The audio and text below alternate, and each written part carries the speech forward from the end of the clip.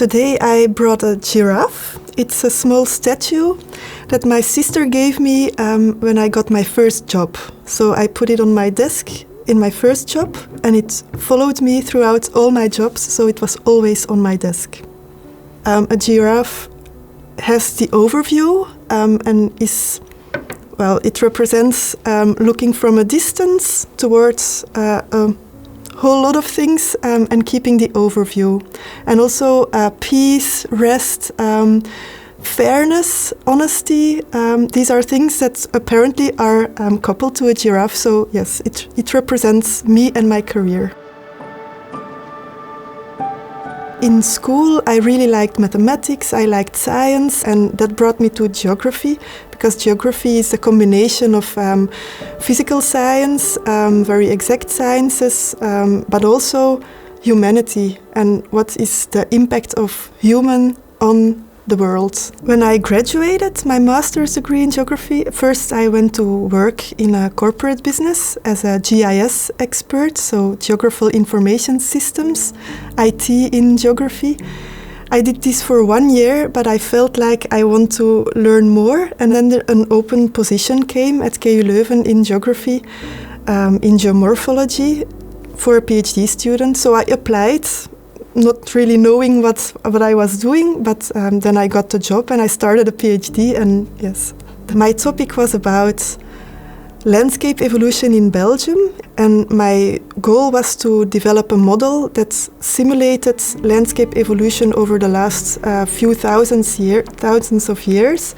Sometimes when it didn't go as I wanted, I remember writing a lot down, and a lot of the times it was, damn, it didn't work again. So you really need to push yourself to get through those moments.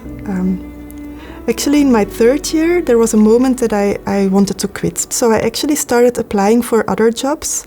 And there was one job I applied for. I got this job, and this company director, he sent me an email. He said, "You have this job if you want, but I strongly encourage you to finish your PhD first, because I really think you would regret not finishing it if you stop now."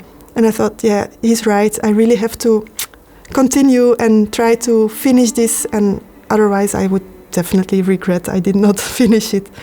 So then I got my second breath and I started again from a different angle. I also worked together with other PhD students from abroad. It was a search, but it was also very interesting also to see my own development, because I learned programming much better. I could make this model, and the first time that this model actually generated data and there was this map coming out, it really gave me a lot of pleasure to see that I did this. Yes. For me, it was good to find out that I could work in corporate business. I did that for a while. Then it was possible to stay at university as well and to find different types of jobs at university, not research-oriented, but also education-oriented. So then I started at the Faculty of Science at KU Leuven as an educational developer. It's very broad, but what I did was different kinds of projects on educational innovation, always to improve education at university for the students. And after that, I got the opportunity to become a project manager at the Group of Science and Technology. So that was a very logical next step, one level higher. So there's 5 faculties within the group, and running different projects on educational innovation. And then there was this open position as for a director of a new institute or new center at KU Leuven called School of Education. And I saw this vacancy. I thought, this could be the next challenge that I can jump in. And so I applied again, and then I got this job. And now, since 1 year, I am director of the School of Education at KU Leuven. The scope of the school is to bundle all the teacher training programs we have, which are called the educational master programs. So these are master degrees that you can get to be able to teach in secondary level During a PhD, well, most PhD students are already asked to do some pedagogical tasks, to help guiding master students or to help giving practice sessions or guiding exercise sessions.